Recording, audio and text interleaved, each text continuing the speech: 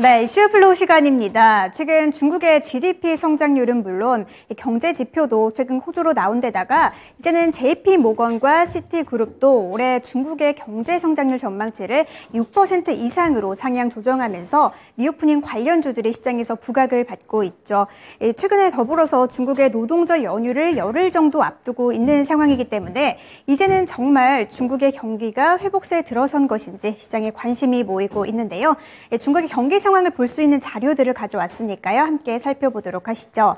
가장 먼저 중국 주요 도시의 지하철 트래픽과 도로 혼잡 지수를 좀 보겠습니다. 2023년이 이 파란색 그래프인데요. 작년과 재작년과 비교를 했을 때 확실히 높은 상황을 볼 수가 있죠. 코로나로 발이 묶였던 중국인들이 이제는 경제 또 사회 활동을 보다 활발하게 하고 있는 것을 좀 확인해 볼 수가 있겠고요. 이 중국인들이 그렇다면 해외, 그중에서도 한국을 많이 방문을 할까요? 일단 또 차트를 살펴보게 되면 올해부터 조금씩 회복세에 들어서기 시작해서 내년에는 본격화가 될 것으로 보이고 있고요. 마찬가지로 항공편 또한 점점 더 늘어날 것으로 전망을 하고 있습니다. 이렇게 중국의 경기 회복세는 이제는 기대감이 아닌 실제 상황으로 들어선 것으로 보이는데요. 이런 상황에서 우리는 어떤 투자 전략을 세워봐야 할까요? 여기서 오늘의 이슈 공개합니다. 네, 오늘의 이슈입니다. 중국 소비 회복, 리오프닝 효과 본격화인데요. 리오프닝에 관한 얘기는 사실 지속적으로 나왔던 얘기지만 이제부터는 진짜 본격화되는 것인지 시장에 관심이 모이고 있죠. 투자 전략 어떻게 세워봐야 할지 김영일 전문가와 함께 살펴보시죠. 네, 자, 우리나라 위쪽에 있는 이 중국 최근에 경제 지표를 발표했는데 잘 나왔습니다. 좀 말씀을 이미 드린 바가 있는데 이게 우리 국내 시장한테는 어떤 영향을 미치게 될지 오늘도 김영일 전문가의 의견을 들어보도록 하겠습니다. 안녕하세요, 전문가님. 안녕하십니까. 네, 다시 한번 또 중국으로 가는 것 같네요. 자, 중국의 소비 회복, 리오프닝 효과 본격화라고 물음표가 열려 있는데 원래는 되게 강할 줄 알았는데 생각보다 안 그래가지고요. 자, 플로우 넘어가 보겠습니다. 자, 우선은 이 경제 성장률이 예상치를 상회했습니다. 전달보다 되게 많이 올라갔던 걸로 알고 있고요. 그리고 중국과 한국, 그렇습니다. 이 두 나라의 이러한 이 경제 성장률이 미치는 영향, 마지막으로 투자 전략 가볼 텐데요. 경제 성장률이 되게 빠르게 회복하는 것 같아요. 네, 일단은 최근에 이 중국의 스탠스가 이거 조금 봐야 되지 않을까. 중국의 스탠스가 이거 자꾸만 무언가를 준비하는 것 같다라는 느낌이 들어서 어제는 이제 종목 얘기했잖아요. 그랬죠. 이제 SPC 지금 한 10% 수익권 나오는 것 같더라고요. 네, 조금 올라가면 다루도록 하고. 아, 그렇습니다. 네, 지금도 다뤄도 돼요, 10%면. 더 가면 다루도록 하겠습니다. 네, 네. 그래서 이제 중국의 지금 현재 상황이 경제 성장률도 경제 성장률이지만 다루고 갈 겁니다. 다만 지금 중국과 우리나라, 미국과 우리나라, 글로벌적인 현재 우리나라의 위치를 한번 또 봐야 될 것 같고, 그다음에 그렇죠. 지금 최근에 중국의 이런 글로벌적인 스탠스가 무언가 정말 미국을 확실하게 좀 견제를 하고 뭔가 준비 중이다. 이런 느낌이 정말 많이 들어서 오늘은 전체적인 시황에 대해서 한번 이야기를 해보도록 하겠습니다. 좋습니다. 사실 이제 올해 들어서 항상 이야기를 하면 중국 때린다, 그리고 중국 아프다, 뭐 이런 이야기들을 계속 했었던 것 같아요. 맞아요. 네, 그러면서 이제 워낙에 이 미국의 공급망 구축에 대한 이야기들, 그 다음에 뭐 이제 중국에 대한 견제로 인해서 여러 가지 또 추가적인 법안들이 계속해서 생겨났고요. 그러면서 이제 이 중국이 본격적으로 아무래도 좀 글로벌적인 왕따? 약간 이런 느낌들이 계속해서 좀 들었었잖아요. 미국이 계속해서 이렇게 편먹게 만들어 놓고 하고 있죠. 그런 분위기를 유도를 했었죠. 유도하죠. 네, 계속해서 이제 견제를 했었고. 그러면서 이제 이번 양회 때 중국의 경제 성장 목표치를 좀 낮게 내놨잖아요. 그렇죠. 그런데 일단은 경제 성장률을 좀 봤더니 꽤나 이제 큰 폭으로 올라와 줬습니다. 약간 이제 보게 되면 1분기 GDP죠. 그러면서 예상치를 이제 훨씬 상회했다라고 이제 이야기가 나오고 있는데 GDP가 작년 동기 대비 4.5% 증가한 약 5,460조 원을 기록을 했습니다. 그러면서 이제 1차 산업이 3.7% 상승을 했고 3차 산업이 5.4% 상승을 했거든요. 그래서 3차 산업이 가장 훌륭하게 올라왔다라고 생각을 해주시면 될 것 같고 아직까지는 경제 성장 목표치에 못 미치기는 하죠. 그런데 어찌됐든 이제서야 시작이 되는 구간이잖아요. 보니까 작년 4분기에 2.9였는데 올해 딱 넘으면서 4.5까지 한 방에 치고 올라갔죠. 1분기부터 이제 본격적으로 시작이 된 거기 그렇죠. 때문에 이제 추가적으로 올라올 수가 있을 것이다라는 기대감이 어느 정도 형성되고 있는 것 같습니다. 원래 시장 전망치가 3.8%였거든요. 근데 4.5%면 훨씬 상회하는 수치가 나왔다라고 생각을 해주시면 될 것 같습니다. 그러면서 역시나 이제 이번에 중요한 부분은 중국이 이번 1분기에 힘썼던 것들은 내수였거든요. 그래서 그렇죠. 이제 여러 가지 소비 쿠폰들을 좀 많이 냈었고 그러면서 이제 이 소비본이 많이 살아났느냐 이게 이제 중요할 것 같은데 소매 판매가 10% 정도 전년 동기 대비 증가를 했습니다. 그러면서 이제 좀 주목을 해봐야 될 부분이 일단은 자동차 쪽이 원래 마이너스였었어요. 자동차 구매율이. 그런데 11.5%로 플러스로 전환이 됐습니다. 그럼 이제 자동차를 살 여력이 좀 생겼다고 볼 수 있나요? 그렇죠. 그리고 이제 정부에서 또 워낙에 자동차 많이 사라 이렇게 쿠폰도 좀 많이 제시를 했으니까. 효과가 좀 있네요. 네, 그러면서 이제 그 외에 또 이 금은 장신구. 그러니까 장신구에 대한 또 구매율이 상당히 높아졌더라고요. 사치품들. 네, 사치품들 37.4%는 증가를 했고, 그다음에 의류 소비, 그다음에 스포츠 및 엔터테인먼트 제품, 그다음에 뭐 담배와 술, 여러 가지 이 기호식품들이라든지 그러네요. 명품 소비 이런 것들이 많이 늘어난 것을 확인을 할 수가 있죠. 아무래도 소비가 확실히 진작이 되었다라는 부분을 확인을 할 수가 있을 것 같고요. 그러면서 이제 이 골드만삭스의 이제 후지산이라고 이제 중국 수석 이코노미스트 분이 계십니다. 그런데 올해 5%가 아니라 6% 정도 성장할 것 같다. 더 높게 보네. 그래서 더 이제 높게 본 거죠. 시장 전망치를 상회할 거다. 약간 이제 이러한 이야기를 했는데, 그러면 소비는 확실하게 좀 살아난 것 같거든요. 그렇죠. 근데 아직까지 산업 생산은 완전히 좀 회복이 되지는 않았다라고는 이야기는 나오고 있습니다. 일단은 1분기 산업 생산이 말씀드렸듯이 3.9% 증가를 했는데, 아무래도 반도체에 대한 부분들이 좀 영향이 클 것 같아요. 미국 계속해서 이제 이 중국 쪽의 반도체에 대한 견제, 이 제한을 걸고 있다 보니까 이 부분이 아무래도 수출 금지 조치에 의해서 어느 정도 좀 감소를 했다라고 생각을 해주시면 될 것 같고 이 산업 쪽이 회복세를 보이기는 하지만 당장의 이 효과를 거두기 조금 이제 힘들 수 있을 것이다라는 이야기가 나오고 있습니다. 근데 중요한 게 이제 우리나라는 중국의 산업이 중요하죠. 결국에는 우리나라가 이제 이 한국의 중간재를 이제 중국에 좀 이제 납품을 해서 결국에는 이제 중국에서 또 최종 소비되는 것이 이러한 패턴이거든요. 그러면 이제 산업이 좀 살아나면서 중간재가 많이 좀 이제 납품이 되어야 되는 건데 산업이 안 살아나게 되면 결국에는 또 중간재가 많이 안 팔리게 되는 거거든요. 그러다 보니까 결국에는 우리나라 입장에서는 산업이 좀 많이 살아나줘야 됩니다. 그래야지 이제 중간들을 좀 많이 납품을 하고 물론 이제 소비가 늘어난다라고 하는 부분은 뭐 화장품이라든지 뭐 좋긴 한데. 뭐 항공 좋기는 하죠. 그런데 상대적으로 캐파가 이쪽에 훨씬 크잖아요. 그렇기 때문에 역시나 산업이 좀 살아나줘야지 우리나라도 어느 정도 수출량이 좀 훨씬 끌어올려질 수가 있다라는 부분. 결국에는 이제 산업이 돈이 훨씬 많이 돌고 반도체 쪽이 또 우리나라가 워낙에 수출량이 높기 때문에 그렇게 생각을 해주시면 될 것 같습니다. 밸류 체인을 알려주시니까 확실하게 이해가 더 잘 되네요. 다만 이제 2분기 정도부터는 그래도 어느 정도 조금씩 회복될 거다라는 이야기는 나오고 있죠. 왜냐하면 1분기에는 좀 소비 쪽에 신경을 썼고 이제 중국이 지금 본격적으로 산업 쪽을 살리려는 움직임 다시 한번 또 나오고 있는 것 같아서 2분기부터는 이제 산업 쪽에 어느 정도 리오프닝 효과가 나타나지 않을까 기대가 되고 있습니다. 신기하네요. 정책을 또 하면 이게 또 제대로 또 먹혀가지고 움직이는 걸 보면서 이제 우리나라에 또 직접적인 또 수혜를 또 입기 위해서는 이번보다 조금 더 산업적인 신경을 써야 된다는 부분입니다. 자, 그럼 두 번째 플로 넘어가 보겠습니다. 계속 뭐 말씀을 좀 해주셨던 것 같은데 이 중국과의 한국 이 관계 이 부분에 대해서는 어떻게 좀 봐야 될까요? 저는 어제 이야기 그러니까 이제 어제 여러 가지 뉴스들을 보고 그 다음에 최근에 이 중국의 스탠스를 보면서 중국이 뭔가 준비하고 있다라고 이제 느꼈거든요. 역시나 이 미국과의 지금 현재 갈등 상황들을 계속해서 조금 아마 키워나가지 않을까라고 생각을 하고 있습니다. 그래요?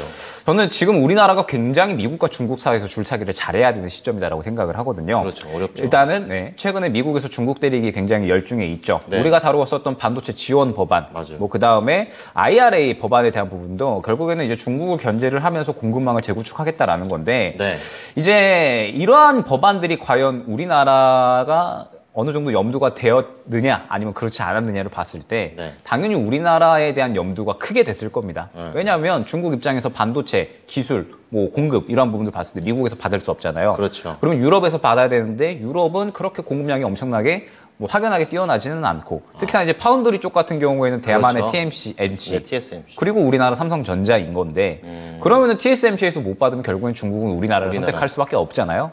그러다 보니까 미국에서 이번에 반도체 지원 법안에 대해서 결국에는 중국도 중국인데 우리나라를 어느 정도는 겨냥했을 이 의도가 분명하게 있었을 거다라는 거죠. IRA 법안도 마찬가지인 거고요. 그래서 지금 결국에는 미국의 최근의 법안들은 사실 우리나라 현대차라든지 혹은 그 외 2차전지 기업들이라든지 미국에서 워낙에 청사진을 많이 그려놨었어요. 그러면서 IRA 법안 나오기 이전까지는 그래도 정말 이제 미국에서 점유율 많이 끌어올리고 동맹국으로서 굉장히 좀 좋은 선순환 기대할 수 있겠다라고 생각을 했었는데 아니잖아요. 네. 정말 동맹국이라는 이름이 무색하게 사실 완전히 뒤통수 맞은 거거든요. 자기네 그 미국 차들한테만 좀 그런 거 주고 그렇죠. 우리나라한테 그런 거 없어요. 원래는 되게 동맹국가에 대한 이런 분위기를 조성을 하다가 갑자기 IRA 법안이 나오면서 완전히 자국주의의 그런 법안이잖아요. 그러다 보니까 사실 현대차 입장에서도 그렇고 우리나라 입장에서 완전히 뒤통수 맞은 거다라고 봐야 될 것 같고 반도체 지원 법안 같은 경우에도 이 반도체 지원 법안에 지원금이 나오는데 지원금 다 회수될 수 있을 만한 이야기가 들어가 있고 기술도 뺏길 수 있을 만한 이야기들이 다 들어가 있거든요. 그렇죠. 지금 미국이 파운드리 쪽을 완전히 키우면서 많이 이제 부족하잖아요. 미국이 파운드리 쪽은 기술력이 부족해서 기술력을 사실 가져와야 됩니다. 미국도. 그래서 연구소 엄청나게 세우고 있거든요. 네네. 그러면 우리나라가 기술력이 부족하지 않잖아요. TSMC에 비해서. 생산력이 부족한 거지. 그러면은 분명하게 미국 쪽에서 파운드리 쪽에 대한 기술, 우리나라에 대해서 어느 정도는 또 군침을 흘리고 있을 것이다 라고 생각을 해주시면 될 것 같아요. 그래서 결국에는 이제 우리나라가 굉장히 반도체 쪽에서 좀 중요한 위치가 됐기 때문에 그리고 2차전지 쪽에서도 마찬가지이기 때문에 미국은 계속해서 우리나라를 염두에 두고 법안을 만들고 중국을 견제하라는 이런 압박을 계속해서 넣고 있다라는 점. 그런데 우리나라 입장에서는 사실 이러한 것들을 탈중국을 이렇게 유도를 한다라고 하면 이러한 부분들에 대해서 지원을 해줘야 되잖아요. 당연하죠. 이미 우리나라는 이미 중국에 어느 정도 생산 기반이 많이 마련되어 있고 수출도 높으니까. 그런데 그런 부분들 전혀 없이 지금 미국이 일방적으로 견제해라, 압박해라, 동참해라라고 하니까 우리나라 입장에서는 사실 굉장히 좀 너 같으면 하겠냐 이렇게 나오는 거죠. 그렇죠. 그 다음에 이제 중국 쪽에 대해서 이제 이야기를 해보면 중국은 사실 우리나라 반중 정서가 지금 역대 최고라고 하거든요. 그래요? 세계적으로도 1위라고 합니다. 반중 정서가. 왜냐하면 최근에 베이징 올림픽 그때 이제 한복을 이제 동북 공정에 대한 이야기 있었죠. 그랬죠. 그때 당시에. 그러면서 이제 판정이 석연치 않다는 이야기도 굉장히 많이 나왔었습니다. 중국은 뭐든지 다 자기 거라고 보니까요. 그렇죠. 그 다음에 미세먼지 요거 빼놓고 이야기할 수 없고 그 다음에 사실 전 정권에서는 친중 쪽이었거든요. 그런데 친중의 스탠스를 취하고 중국 쪽에 계속해서 여러 가지 손길을 내뱉었는데 사드 보복 그 다음에 사실 문재인 대통령께서 식사를 하러 가셨는데 이제 시진핑 주석도 아니고 리커창 총리가 식사를 거부한다라든지 이런 적이 굉장히 많았습니다. 그래서 사실 중국이 우리나라에 대해서 굉장히 조금 등한시하는 느낌? 우리나라를 그렇게 이제 중요시하는 느낌은 없었어요. 사실 이전까지는. 이 정도면 많이 보여준 거죠. 안 중요하지 않다는 그래서 역대 반중 정서가 가장 큰 시점이 지금인 것 같거든요. 그래서 사실 이제 중국이나 미국이나 어찌됐든 우리나라가 이제 중간에 껴서 굉장히 이제 각자 자국주의 이국, 국익에 대한 부분들 그런 것들을 챙기는 시점에 우리나라가 중간에 낀 상황이다라고 저는 생각을 하고 있거든요. 근데 끼어도 이게 제가 봐서는 들어보니까 슈퍼 을 같아서 그렇죠. 이제 슈퍼 을인데 요거를 정말 좀 잘 활용을 해야 될 것이다라는 거죠. 진짜 을 입장에서 갑질 좀 했으면 좋겠다라고 그런데 생각해요. 이제 중국이 그것을 또 가만히 보는 나라도 아니고 최근에 미국의 스탠스를 보니까 지금 계속 이제 약간 이런 스탠스잖아요. 이제 우리는 이 세계에 경찰 안 한다. 우리 미국이 잘 사는 게 중요하다. 그러니까요. 이러한 이야기가 나오고 있고 그렇기 때문에 지금 이 최근에 이 프랑스가 아니죠. 맞죠? 프랑스의 마크롱 대통령이 마크롱. 갑자기 이제 이런 발언 했잖아요. 미국과 중국의 대만을 둘러싼 문제 우리는 신경 쓰지 않아도 된다. 언제까지 미국이 휘둘릴 거냐. 이러한 발언을 해버렸습니다. 갑자기. 그렇군요. 그러면서 이제 유럽이 우리의 발언은 아니다. 그냥 마크롱 대통령의 개인적인 발언이다. 이렇게 발언을 했는데 프랑스도 그렇고요. 독일도 약간은 친중 쪽이에요. 그 다음에 최근에 한 번 또 생각을 해야 될 게 사우디와 이란이 화해를 했습니다. 그렇죠. 이렇게 이 종교적인 이념으로 맨날 전쟁을 하던 이 나라가 더 큰 목적이 있는 거죠. 중국의 주제 하에 그래서 화해를 했습니다. 그러면서 이제 이 미국 쪽에서는 계속 이 증산을 바랬는데 감산해버렸죠. 그렇죠. 그러면은 지금 글로벌 정서 쪽이 중국이 전체적으로 반미 감정을 갖고 있는 혹은 지금 최근에 미국이 아무래도 이제 자국주의의 이런 정책들을 많이 펼쳐 나가다 보니까 약간의 이제 당연히 우리나라도 반하는 감정이 생기잖아요. 그럼요. 자꾸 이제 이 법안을 이상하게 가져가 버리니까 동맹국이라고 해놓고 얘기랑 다르잖아요. 그렇죠. 얘기랑 다르죠. 그래서 자꾸 이러한 정책들을 펼치다 보니까 지금 현재 중국이 자꾸 이제 이러한 나라들에 펼쳐 나가고 있는 거죠.